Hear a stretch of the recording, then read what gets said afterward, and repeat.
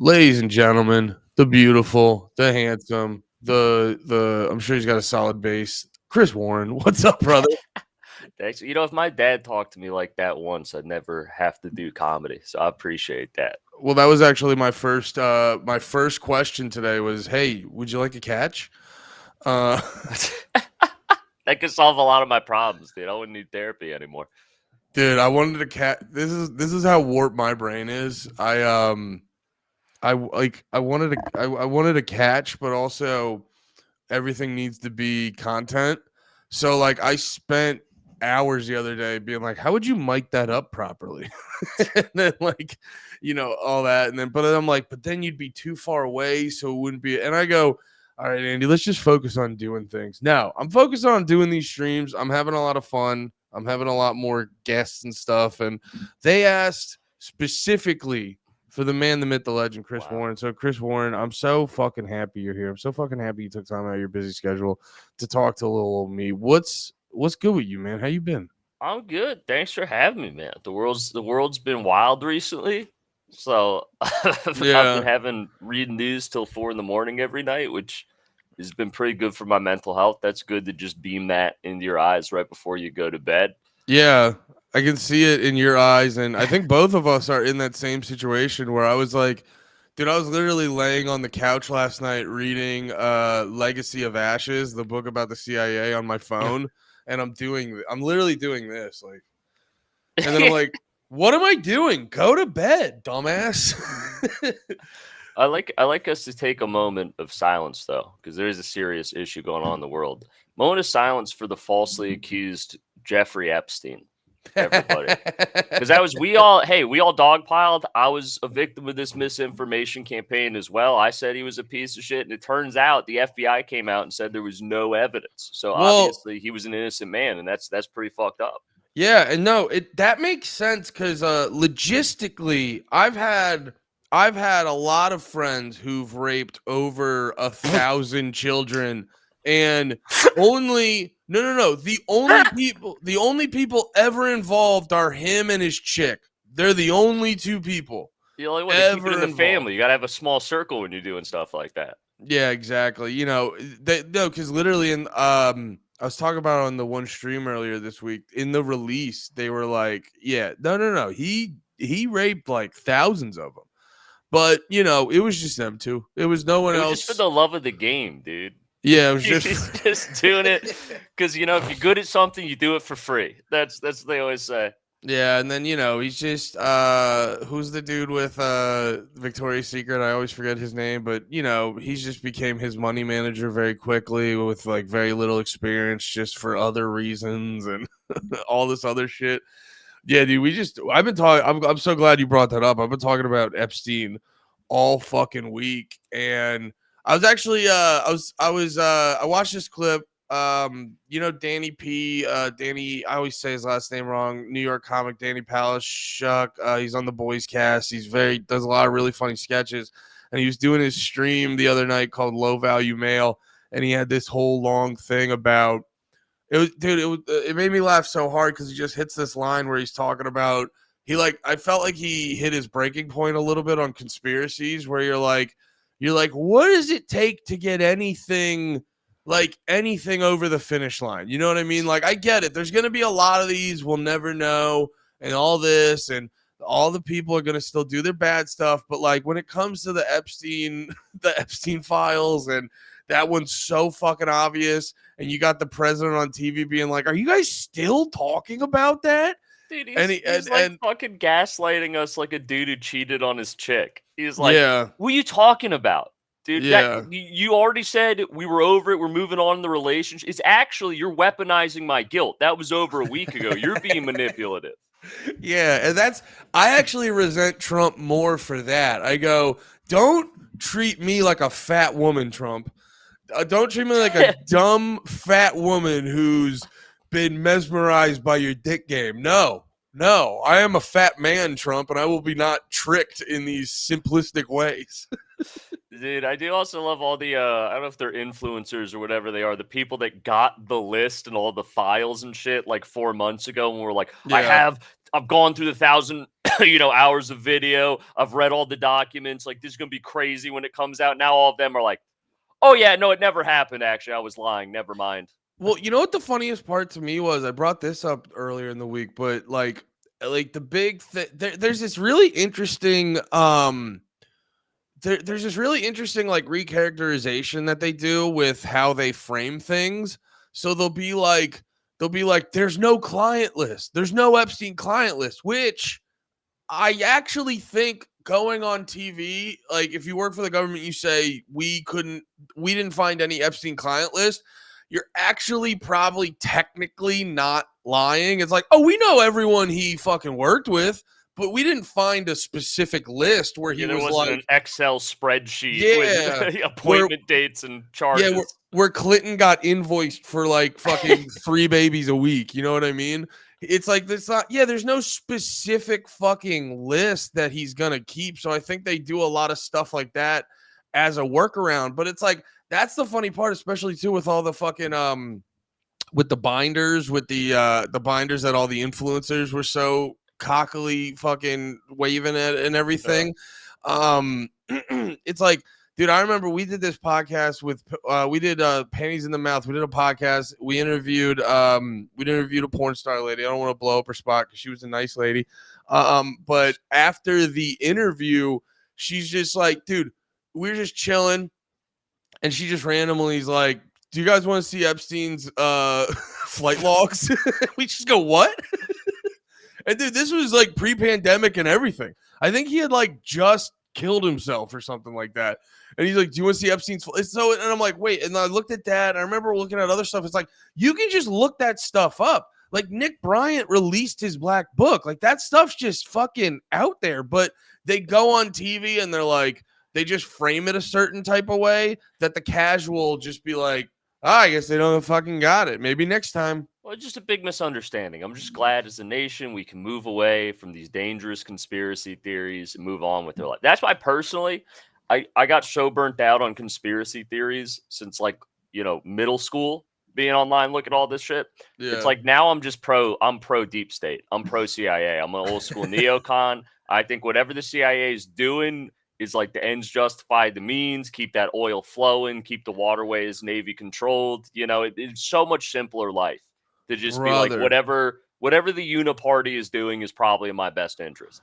Dude, you know what I realized for myself? I'm not like pro deep state or anything like that, but I do get jealous of the missions they get to go on. Because I was watching the guy who, what was the company? Not BlackRock, Blackwater, and then they're the best, dude. I love them, dude. I was you know how like Sean Ryan will get a guy on his podcast and he'll just be like, all right, tell me about how you killed 40 children, and he'll just be like telling you it with a big smile on his face. And I'm watching that dude who like ran Blackwater and just him explaining it, and I'm like, oh, I think this is why I think this is part of the reason you're into the CIA. Is part of you want to be the guy in the button-down shirt destabilizing a Middle Eastern country.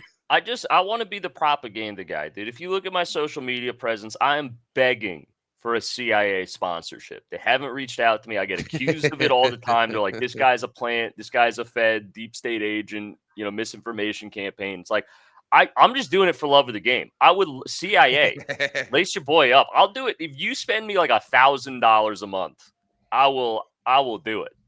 I don't even really have to change my content. I'll just keep going, dude. But dude, that guy, the guy you're talking about, I think his name's Eric Prince, the guy, founder of Blackwater. He's so interesting because he did Blackwater for years. Yeah. He's ex-special forces, did Blackwater for years, made tons of money. They got into, I forget what it is, something square in Iraq where civilians were killed by Blackwater group. Which actually, to be fair, if you look into the case, they were kind of railroaded. They followed the rules of engagement pretty strictly. It was kind of just a clusterfuck that went awry. Like I don't think there was any evil intention on the side of the Blackwater guys. It looks like they got scared and panicked.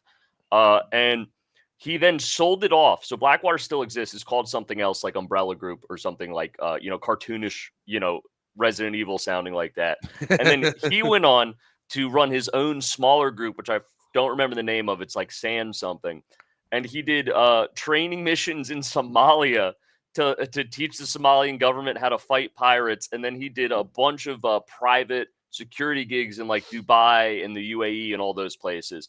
And now he just got hired like 6 months ago by the Haitian government to come in and like put an end to the gang war.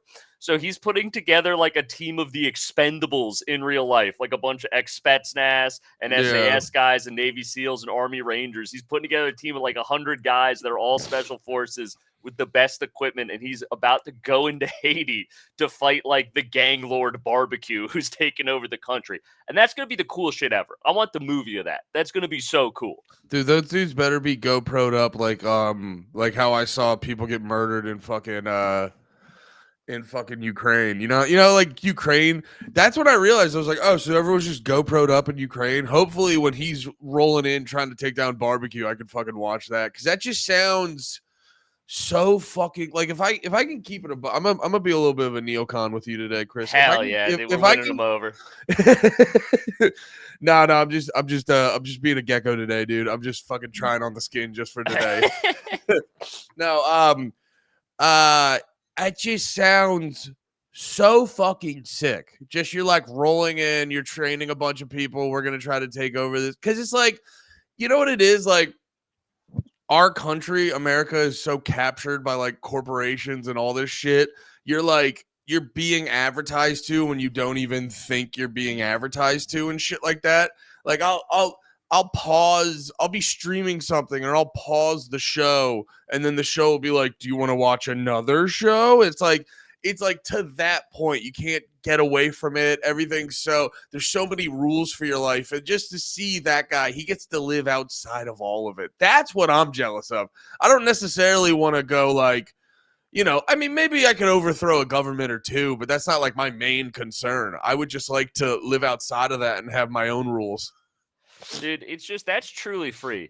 Just showing up in a cabin as Sylvester Stallone to find like Vin Diesel chopping wood, and it's like, I'm getting the crew back together. We got one more mission. He's like, I'm out of the game. He's like, this one pays $30 million. And he's like, Fuck. all right, one last mission. And then you and your boys roll into Haiti. And that's also got to be like a cakewalk for them because these guys are used to fighting like jihad insurgents and like taking out like, deep state, Russia's deep state equivalent to like rebalance the power in Central Africa, like fighting like hardened guys. These Yeah. guys are rolling up to a bunch of dudes in Haiti who are just like a Haitian dude that was poor that had to get involved in the gang life to feed his family. He's Yeah. just got like a Hawaiian shirt on and a Glock, and they're gonna roll in with like night vision. This is gonna be like such an imbalance of fighting. Oh yeah, that's the part that it's yeah, it's The like KD is gonna be like 100-1. It's gonna be crazy. well, no, it's like if you played a soccer match against a bunch of third graders, but you also came in with sniper rifles. Yeah, Like it's like that. you literally the Messi, the Ronaldo of like fucked up combat situations, like 100 successful missions ran, and they're about to go up against the guy who like made his own gun in his backyard. Well, and also too, like how do I say this without sounding just like a nasty fucker, but you also underappreciate you know, how do I say this and be nice and not this get clipped up and I regret everything. No, you also well no, I was thinking about it reading I was reading like Scott Horton's book about Afghanistan and shit like that. And it's like a lot of these dudes like like over in Afghanistan, they may have a little bit of a problem with inbreeding here and there, and then it's a lot of like goat farmers and stuff like that. So it's like you're going, and it's like they're still chilling, thinking it's like the 70s. Like they haven't caught up to like the aughts, you know what I mean? So they're chilling like back in the day mentally and shit like that. And you show up, you have all this advanced equipment, and they were having a problem in Afghanistan where they would be like, all right, they'd be training them, doing all this stuff, giving them guns. They'd be like, all right, we'll see you tomorrow. They'd come back, and all the soldiers would have they just ran away and sold everything for heroin and stuff like that. You're just like, that's the other part of it where it's like, even the people you're training, you have to like make sure they're actually going to be there the next day and shit like that. Well, did you see the thing? There was this thing in Iraq where forget who it was. This military guy who is like put in charge of training the Iraqi soldiers so that they could take over defense of the country once the U.S. Eventually pulled out. And he found out that all the Iraqi soldiers were kicking up like a percentage of their weekly check to like the lieutenant or whatever. And Yeah. he's like, that's fucked up. You can't be taxing your troops. That's fucked up. So he goes to talk to the guys and he's like, hey, man, I'm going to put a stop to this. Like, let me know what the details are. And they're all like, no, don't. That's what we do here. And he's like, what? And he's like, well, yeah, we all kick up like 20% of our paycheck to the lieutenant or the major or whatever. But then one day when I get promoted and I'm the lieutenant or the major, then I can collect tax. Like, this is how it works. Like, no one wanted to stop it. It's just culturally, Like a frat. that's how the military, like, I guess, historically worked in Iraq. So no one wanted to stop it because they had that kind of thing of like, well, this is a career for me. One day I'm going to be the guy like 5 years from now collecting the tax for my troops. I don't want to fuck this up for myself. I'm like 2 years away from promotion. And so it's like, you just said fundamentally, the culture of their military worked so differently that us trying to turn them into like an Americanized Western fighting force just wasn't going to work because that's just not the structure of how their military is. It's so ingrained that it's like, oh, we're building them to be an American army, but they're not an American army. Like, this is never going to work. We got to like adjust to what they're doing.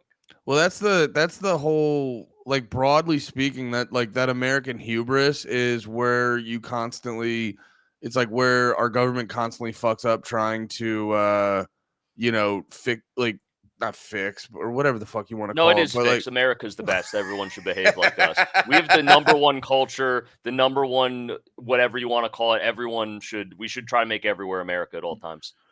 Here's the thing. I think America's number one. I don't give a fuck.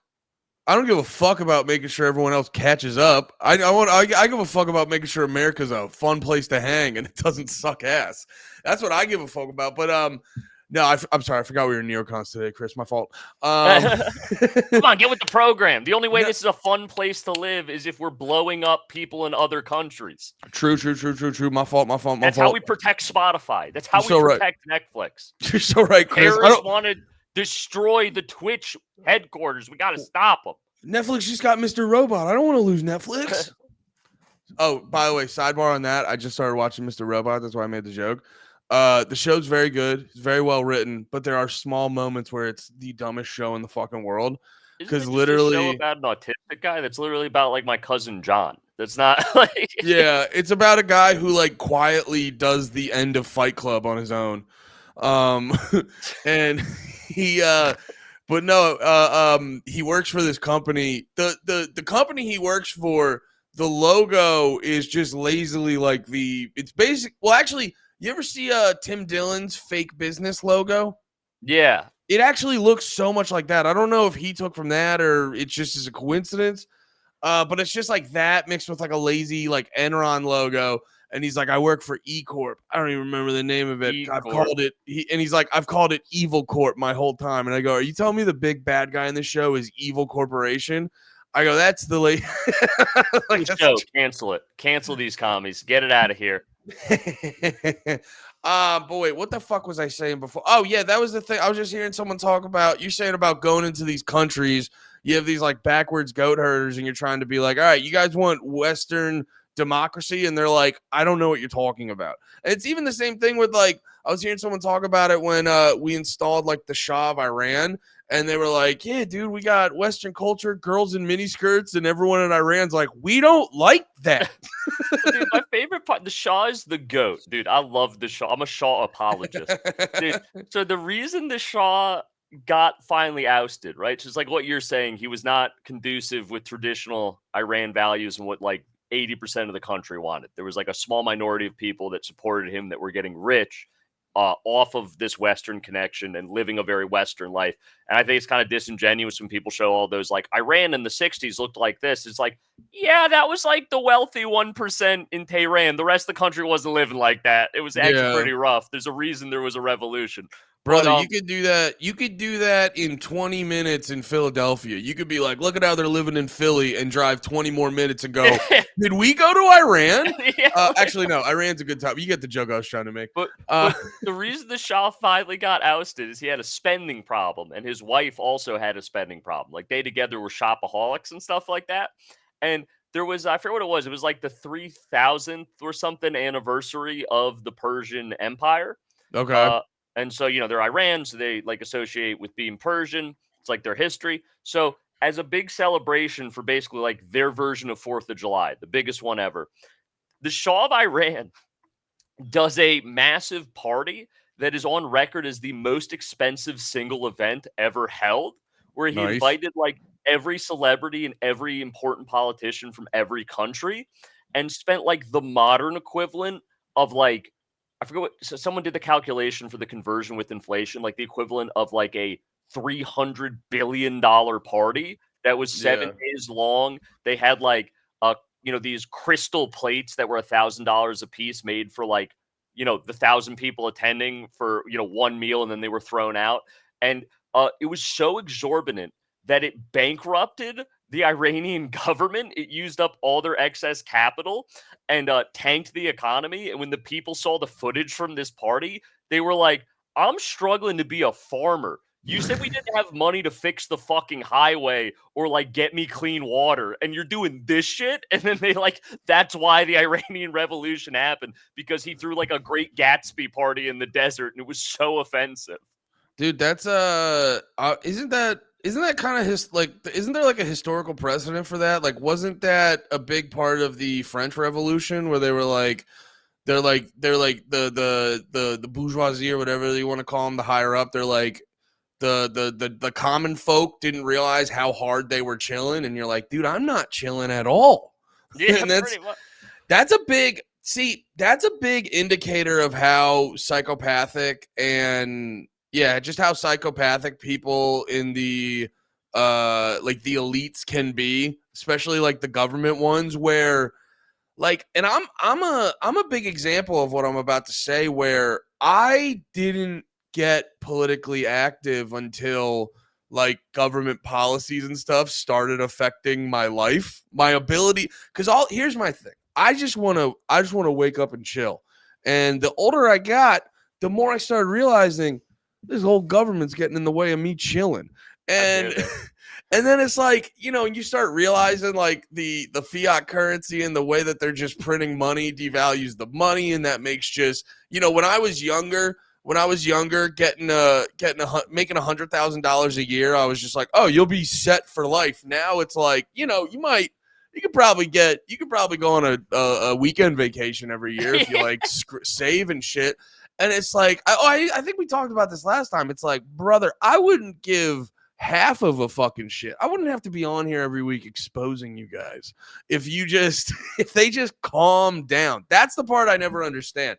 You guys could just pull it back a little, and the vast majority of the people in the world spazzing about politics would just be hanging out. Like, you could crack open if everyone in the country could go on a vacation and take their chick out to eat a couple nights a month, like, you could be cracking open as many babies as you want every week. It doesn't make any sense to me. Here's my argument for how we fix the American empire, right? This is my argument.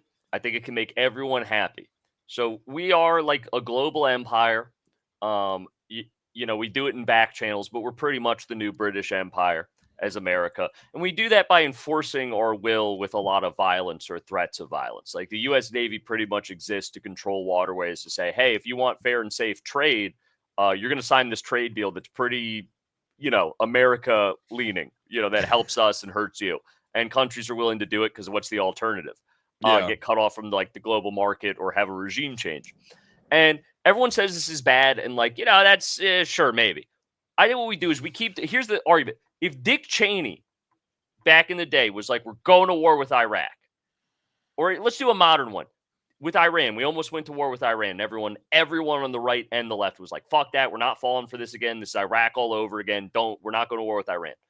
But if Cheney was brought back in, Trump brought in the big dog. He bought Cheney out of retirement. Cheney goes, we're going to war with Iran. Everyone's like, no, we don't want to go to war with Iran. He's like, hold it. We're just going there to steal all their oil. And everyone's like, what the fuck? No. And he's like, hold on. Listen, we're going to steal all the oil from Iran. We're going to go to war with Iran, steal all their oil. But we're going to take 40% of the profits of that oil, and we're going to give everyone free health care and cut the tax rate across the board by 30%.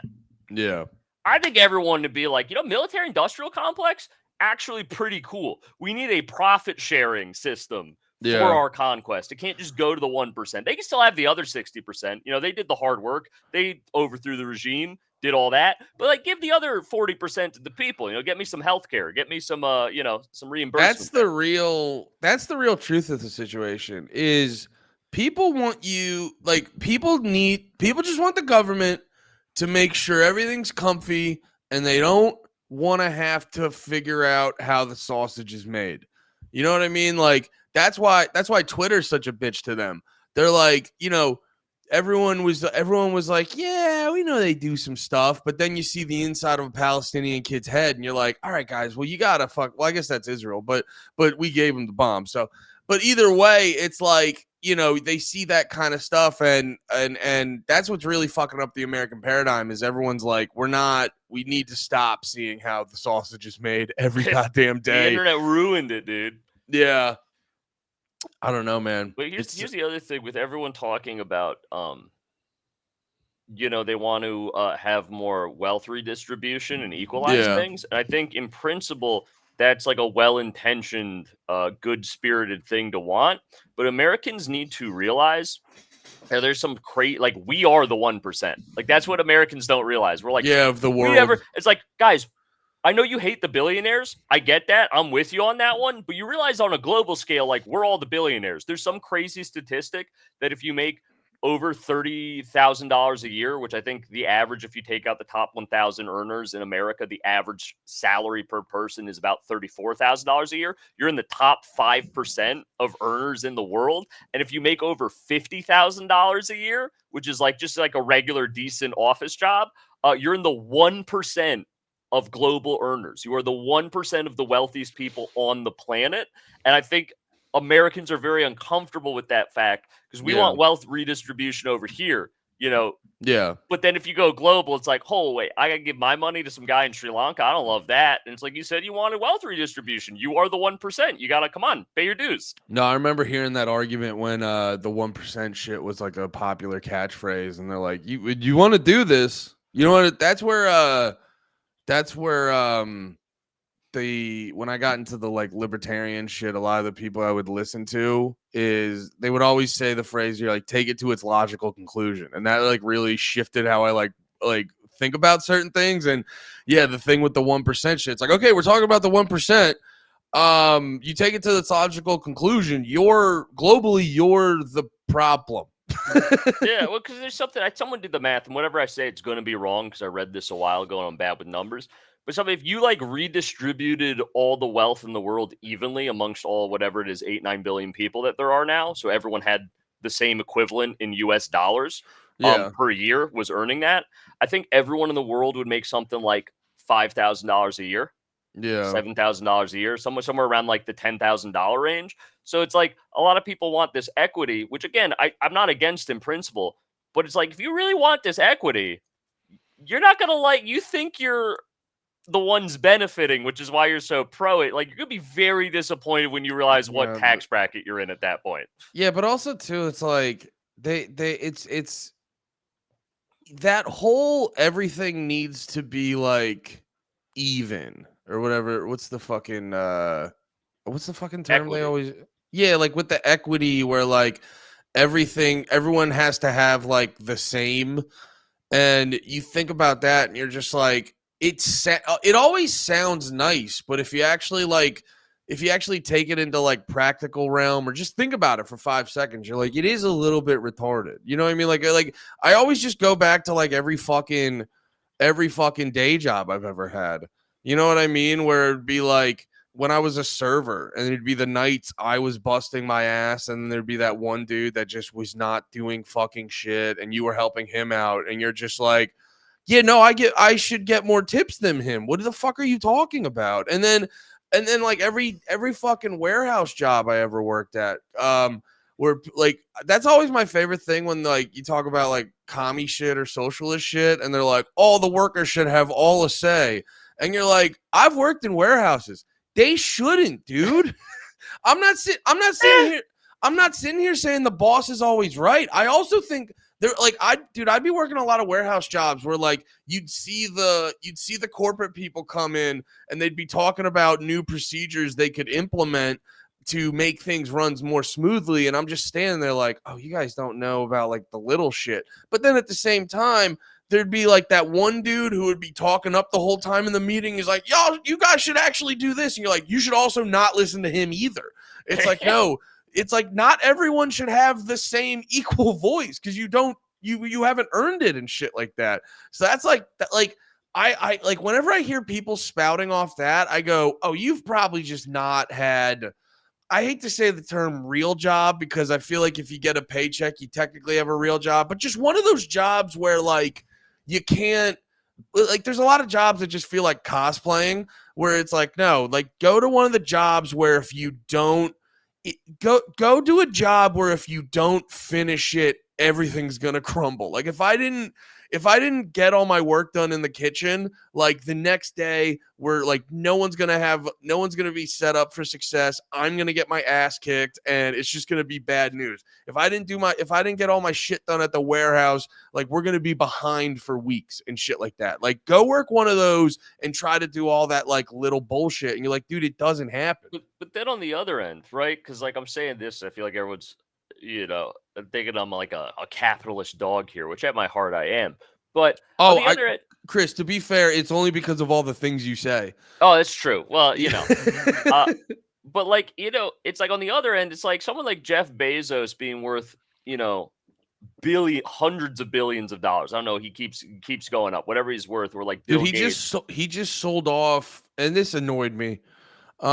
He just sold off like Amazon stock for $666 million or $1 billion, and I was like, "Fuck you, you dork!" Like, It's like the fact that he can do shit like that and has hundreds of billions of dollars, and he's paying his workers minimum wage, and like they have scheduled like one bathroom break a shift, and they're working in warehouses without AC, and he's trying to replace their jobs with robots. It's like then the socialists start making sense to me. I'm like, well, that's also fucked up. You can't be doing that. You gotta like, come on, you gotta at least bump them up a little bit, like an extra 10 grand a year, and get them some AC, some health benefits. This is ridiculous. You have $300 billion. Like, come on. No, that's why I always like I talk about it a lot of times with whenever I see like unions on TV and shit like that. It's like I'm not sitting here being like, "Oh, I love the fucking boss." I'm just saying like when they were doing it with the dock workers union or whatever, like a year or two ago. We gotta get the lowest pay to be like 120 grand or something. They were asking for like ridiculous hikes. Dude, I'll say this. Like, yo, get yours. Whatever the fuck it is. I'm not gonna get yours. Like, if you guys are trying to get I will say when they start crying and they're like, we just really need this $6 raise. And you're like, oh yeah, that's the thing no one else fucking has. What's also wait, no, the last point I'm rambling. The last point I was gonna make is my whole thing is when you have the dude like who's running the dock workers union and he's on TV sounding like a badly written character in a Scorsese film. I'm like, oh yeah, you guys are like the same thing at each end. Get yours. Don't get me wrong. Like get your, and I get why the unions are there. I'm not anti-union. I'm just saying a lot of times each group becomes like the equal opposite. Well, dude, yeah, because like then you find out the union's like really corrupt, and they got like 20 guys on the board that have like $2 million salaries and show up to like 3 board meetings a month, if that. Like they do nothing. That's my point. Showing up in a Rolls Royce with Gucci sunglasses. It's like, hold on, you're arguing for the guy to make an extra $6 an hour, and you showed up I think he literally showed up in a Rolls Royce to one of the things. It's like, hold on, this is not a great look. You got to get a PR person, like, Yeah. That's my only point, because I'm no fucking expert on the unions. I just know every mob documentary has a moment in the middle of it where they're like, so we took all the union funds to buy Larry a new fucking foot. You know what I mean? Jimmy Hoffa, dude. That was the big one back in the day. He went missing. Isn't that how they like fucking started Vegas? They just used fucking they embezzled all the money from the Teamsters union to do Vegas, and then Jimmy Hoffa, who was their inside guy, was kind of like, hey, I know I'm corrupt, but even for me, like, you stole from the pension fund of my guys, like, we gotta come on. And then they're just like, all right, kill him, and they killed him, and that was the end of that. Yeah, that's my favorite part too about all the mob stuff is like it's like in the beginning of Goodfellas. There's a code, and that's what when they're Ray Liotta's character as a kid, and they're all cheering on him. They're like, "You didn't rat. You followed the code." And then it's like, "Yeah, we got a strict code, unless I'm gonna go to jail, and then I break it immediately." Well, my grandfather was loosely involved with the mob in his youth. Hell yeah. He moved. So what happened is his mother was a fresh off the boat Irish immigrant, and his father was a fresh off the boat Swedish immigrant. And they moved to Little Italy and had my grandfather. And his brother had like polio or something, so he was kind of like deformed and couldn't walk. And so being like a Swedish Irish kid with polio in Little Italy in like the 30s was not a good time. Yeah. So they would get the shit beat out of them every day. And apparently he would always defend his little brother. And so there's one day he was like fighting these 4 Italian dudes, beating the shit out of him. And some mob guy, some made guy hears the commotion, comes outside the deli or whatever. It's like, the fuck, you're beating up a cripple? Like, what the fuck is wrong with you? And he's like, I'm sorry about that. What's your name? John? Okay, I got some work for you. So then he ran packages for the mob from the time he was like 13 to 16. And then he was working in one of their fronts, which was a movie theater. And apparently he was the usher and he was telling the guy to like quiet down during the movie. The guy socked him, broke his nose. He comes out all bloody. And the mob, the same made guy, is like coming around doing collections. He's like, John, what the fuck happened to you? He's like, oh, that guy, I told him to be quiet. He hit me. He goes, unacceptable. He goes like, Tony Vito, come with me. And the 3 guys go in there and beat the guy like half to death. And that's when my grandfather was like, this is not the life for me. I'm out. That was terrifying. And just like never talk to those guys That's again. so funny. You're like, that was the scariest thing ever. Well, because that's a big thing. And I'm not even like, I'm not even trying to like shit on the mob, because I've heard I've heard stories where they'll describe how like the mob functions in the neighborhood, and I was always like, dude, I'll take that over the fucking local government. I'll take that over a fucking fuck, I forget the word I was looking for. What's the bullshit in your neighborhood when they're like, your grass is too high? Oh, the homeowners association. Yeah, I just fucking completely blanked on that easy term everyone knows. But anyway, no. What was the fucking point I was gonna make? The thing about the mob that I actually fuck with is not even necessarily, is like they're just like they're like very clear about it. You know what I mean? They don't always like come right out and say it for legal reasons, but like they'll like what's going on is very clear. There's a rule set. Yeah, you understand what you're getting involved in if you start taking money from them or whatever. That's why I always say, dude, if I got like, and the other reason I have sympathy for that shit is because I know it. I got lucky growing up in the suburbs. So if I was in the wrong neighborhood and a bunch of mobsters are like, hey, you wanna go deliver some shit and make more money than you've ever seen? I go, I sure do, mister. You know what I mean? That's what happened to my grandfather. The funny thing is, after that incident when he was 16 and that guy got like beat probably to death, he just ran out of there like crying. Because he's a soft boy like myself. He was like, that's terrifying. I don't know what to do. I'm kind of involved with these guys. And also, I'll never be in the mob because, like, I'm a Swedish guy. So, like, I'm never going to be a made man or whatever. I don't want to get, like, further involved in this, because it's scary. So he lied about his age and went and enlisted in the Navy for World War II, like, the next day. He's so like, I got to get out of the neighborhood. I definitely just witnessed a murder. I got to get out of here. Well, that's the other part of it too, where when you get involved with sketchy people, you're like, oh man, if we become too good of friends, this is eventually going to be like, I'm going to be witness to something I don't want to see. Well, dude, I remember I not nearly to that extent. I was never doing anything that crazy, but like when I was a drug addict back in the day, in the 2010s was my heyday. I used to drive up to pick up like a bunch of weed, like pounds of weed with a friend. I wasn't even the dealer. It was my friend, but I'd just go to be like a second man there. He'd throw me like $100 just to be in the car with him for the ride. And I was like, cool, man. I'm 23. I don't give a shit. I get free weed and $100. Like, yeah, I'll go with you. And we go up to Maine to see this guy, Leroy, who is like, an like Iraqi freedom veteran. Like he'd gone to the Middle East. Okay. He was a cool guy. The first like 3 or 4 times we went there, got like 4 pounds of weed. Great price, really friendly guy, would smoke us up. We'd talk to him for like an hour or two. He'd feed us, then we'd go back. Awesome. I don't know how he got the connect, but it was great connect. This guy was in the middle of like nowhere, Maine. And then like the 5th or 6th time we went up there, we get there and there's all these guns everywhere. And he's like showing us the guns, and we're like, oh, cool. Cause I'm like a 23-year-old kid. I don't know. I'm just playing with it. And he's like, yeah, man, you might want to wipe that down. And I'm like, why? And he's like, there's no serial numbers on that. I'm like, okay. It's just like got all these AKs and shit. He's like, it's fully automatic. You want to go shoot it? We're like, nah, I think we're good.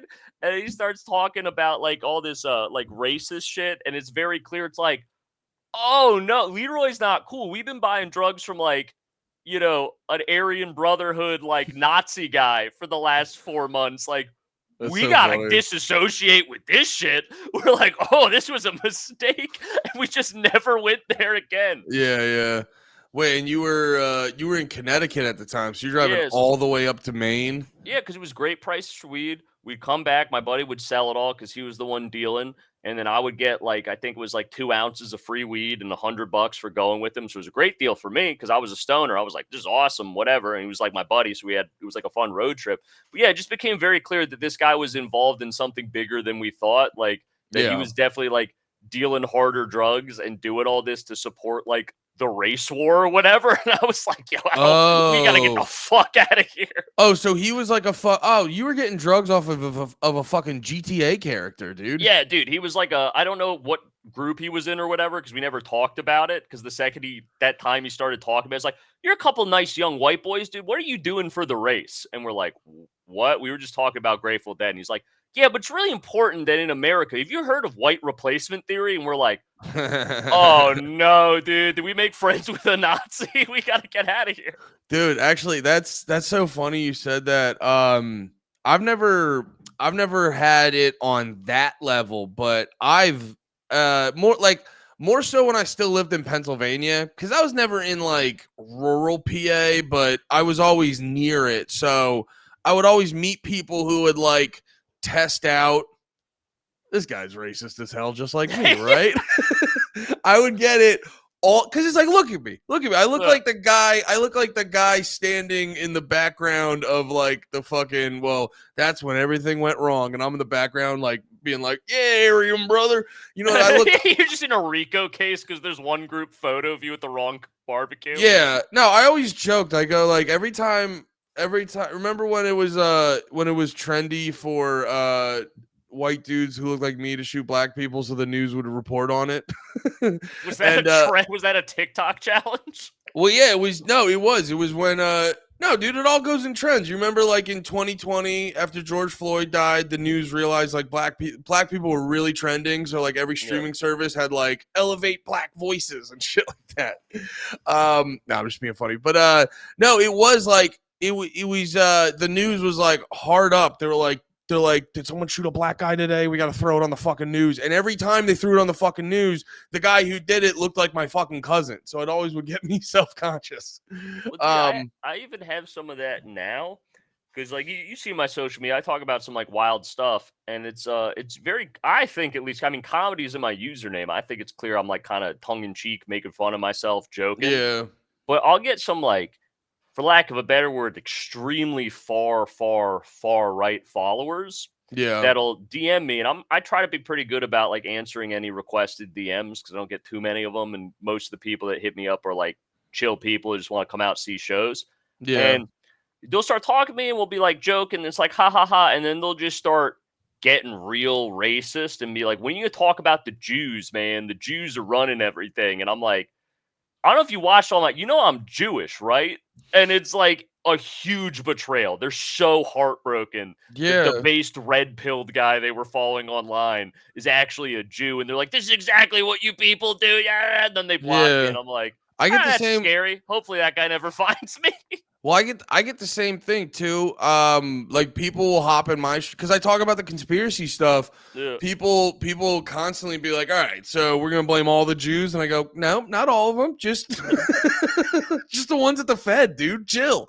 Oh, and then the other one too is like dudes will, because of my demeanor, dudes will hop in and they'll just hit me with like fucking Kumia level comments on black people, and I'll be like, no. I'll be like, hey, brother, you're going to be really bummed when you look up my main podcast. You're actually gonna be pretty bummed how many of them I love. I still get comment spammed every once in a while on certain videos where people be like, "This guy's a secret Jew. He's part of the deep state. He's controlled opposition. Don't listen to him, dude." My favorite thing too about the term secret Jew is I go, which ones are keeping it a secret, man? I got no, dude, be like fucking, dude, let your freak flag fly. I don't care. No, that sounds fucked up. But no, for real though, like that's never been a thing I've ever seen with even the most like, I don't know if this is fucked up, like the most non-Jewish person. They always let you know they're Jewish. It's never. We can't help ourselves. It's never crucial, a secret. It's crucial to who we are, dude. Yeah, man. No, that shit's funny because you know what it is? I think the reason the Jews get blamed in the same, obviously we all know in conspiracies, like they pop up. There's no way to get around it. They pop up pretty often, but like I go, it's not the Jews. It's those Jews, guys. You know what I mean? And it's like, it's way more of a factor that they're like, that they're just like godless elites than it is that they're Jew. Cause it's like, because you almost never see like a religiously observant Jew running the Fed. It's that's why all the like, I don't know if it's true or not, but I humor a lot of the Satanist shit. Cause it's like, it all turns into like walks like a duck, quacks like a duck. I think they worship Moloch. You know what I'm saying? It's like it all feels like one of those. And excuse me.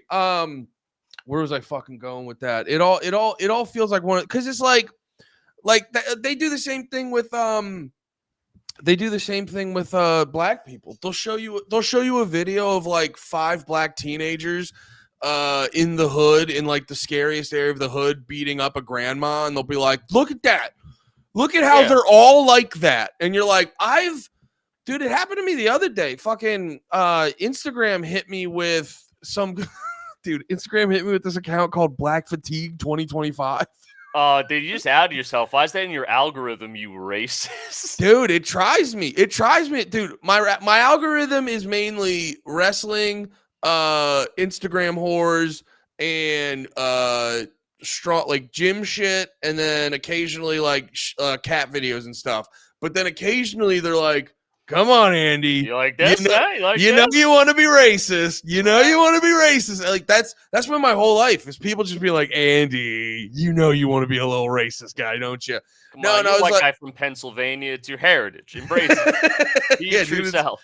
It's in your fucking bones, dude. No, but the thing that I noticed, because I remember talking to Nate about some stuff like this. And the thing I noticed is like you see all these like crazy videos, and everyone just sees that and they go, "That's fucked up. The world's fucked up. These people are all like this." And it's like, I know for me personally, I see those videos of all the insane shit going on. And you're like, I've never once seen this in the real world. Yeah. Obviously it happens. There's video of it. But like you do have to remember, you're like, what do you see on your day to day? That's the thing in my daily life, because I live in Bridgeport. It's like a pretty diverse city in Connecticut. It's like I interact with people from like all walks of life and like races, religions, whatever, that live here. And I've never had a bad negative interaction with anyone in the city. It's like everyone gets along. Everyone's pretty chill. Outside of like road rage incidents, I have not had a single, and that's always like an older white guy that's confused about how right of way works that gets out of his car to yell at me. But it's like everyone's just, for all this shit I see online, like, I don't know, man. Everyone here just seems to be getting along and like pretty friendly. Like there's no issues here. Like I don't know where this is happening, but it's not around me. And the irony for me too is like you'll see a lot of these conservatives online where I'll be like, look at how they act. And then they'll show a video of a bunch of black people in the hood that's just like completely fucked up place. Like the place is just, it was overrun by crack in the 80s. And I go, well, wait, you conservatives, be fucking mad at Reagan then, dickheads. You know what I mean? Oh, and then the other part of it that always makes me laugh is I'm now realizing it so much more. There's like there's a whole TikTok trend of, all right, y'all, let me show you what my EBT cards got me. And I go, wait, are you like race baiting for fucking TikTok likes? And I Which go, that's respect, dude. that's a Respect. like, That's a good game. That's a good business to be. well, Also, no, they because probably have the CIA funding that I want. Get me yeah, that CIA funding, dude. yeah, CIA, Sexy Red's doing fine. Can I have some of it? Give me some money. You want to blame everything on the Jews? I'll be the poster child. I'll be the one, dude. But no, like the EBT video I watched, the lady's like she has more bags of groceries than anyone needs. And in the video, her voiceover, she's just being like a bitch about it. Like, fuck y'all, I deserve this. And I go, oh, you're like literally She knows what she's doing. That's not candid. Yeah, Like exactly. Yeah, she's yeah. putting on an act. She See, knows how exactly. it's gonna get commented. I go, that's nuts.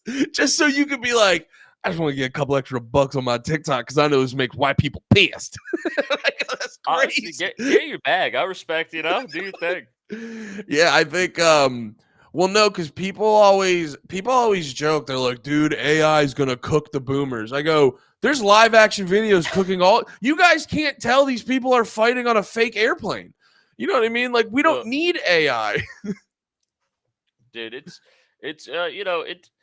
it makes me sad where America is going, dude. It makes me real sad. Yeah, I don't know.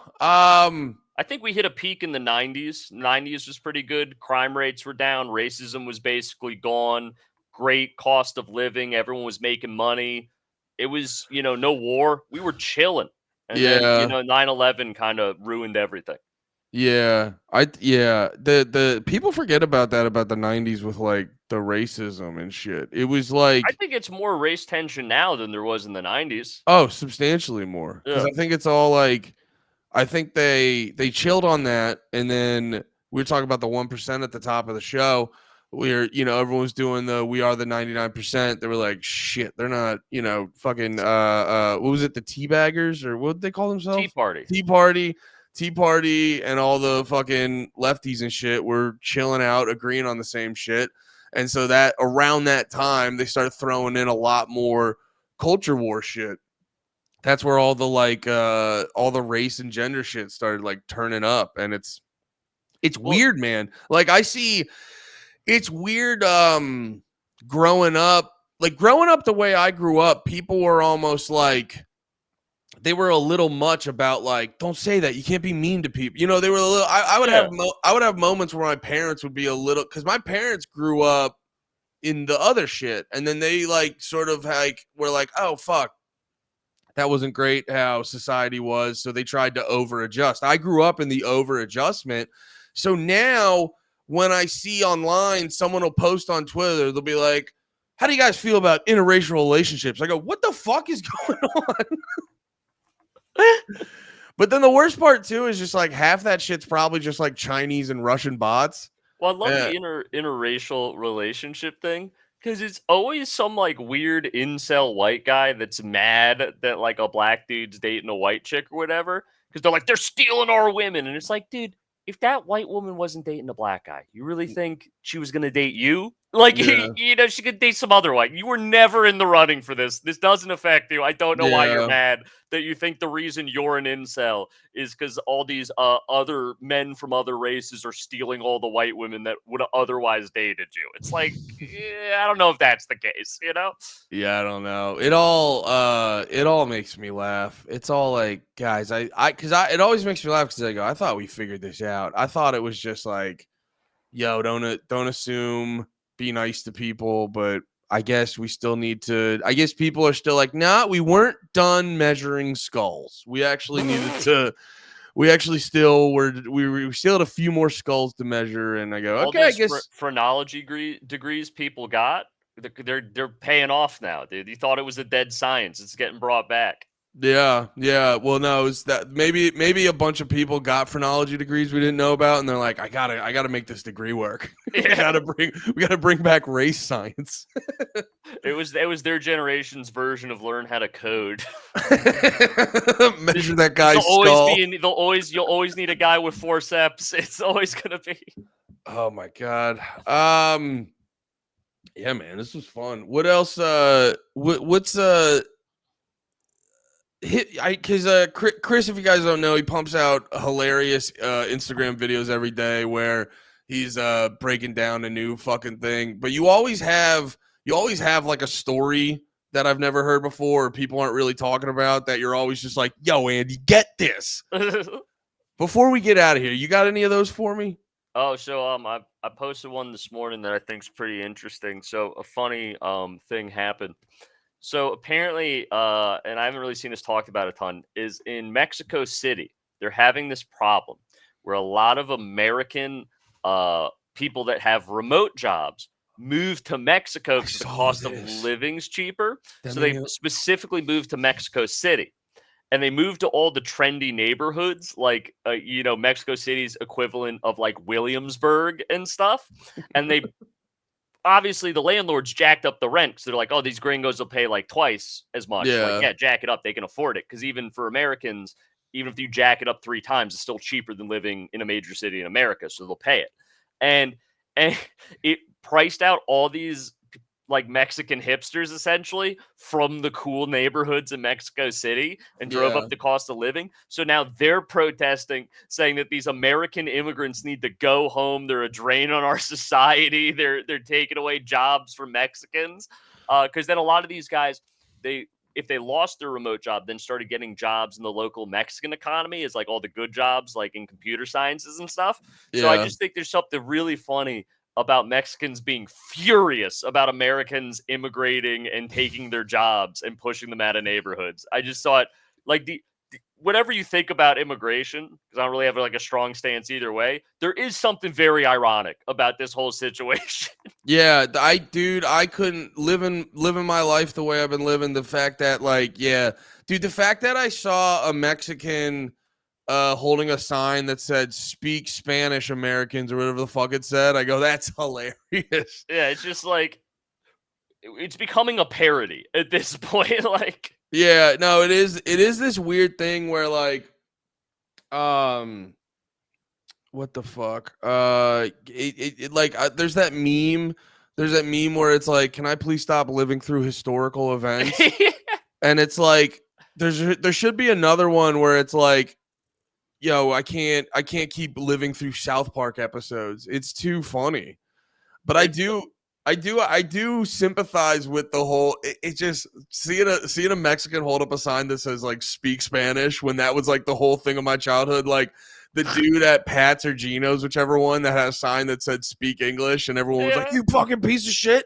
How could you expect people in America to speak the language, you piece of Well, shit? and then the Mexican government apparently came out because the riots happened over the week because they were protests that legit turned into riots. They started like destroying the parts of town that the Americans lived in, and fucking the Mexican government came out and was like, guys, we have to welcome immigrants with open arms. We can't be xenophobic and racist. And I was like, it's so funny how people are the same everywhere. It all It's plays out yeah. the same no matter what side of the border you're on. No, it's all the same. People in the area, people in that state or country or whatever, they want everyone there to be like them. And then the government's like, we don't care. We want rich foreigners' money. Yeah, they're bringing in. So I just thought that was a great news story I read a couple like days ago, and I was like, oh, this is a banger, dude. This is legit a South Park episode plot. Like Yeah. I could see South Park doing a bit on this, but it just is happening in real life. Yeah. That was one of the more, excuse me, that was one of the more recent ones. I literally laughed out loud when I read that. But, dude, this was great, man. Where can people find you? You got shows, links, all that stuff. Where do people find you? Yeah, you can find me on Instagram or TikTok at Chris Warren Comedy. That's Chris Warren Comedy on Instagram and TikTok. I post all my show dates, sometimes monthly, sometimes weekly on the Instagram. So if you want to see me live, I got my show dates up there, and I would love to see you at a show. All right, there we go. Everyone's favorite crotchety old neocon, Chris Warren. Love you, buddy. Thank you so much for coming on, man. I'll see you when I see you. Thank you so much for having me, man. Take care. Peace.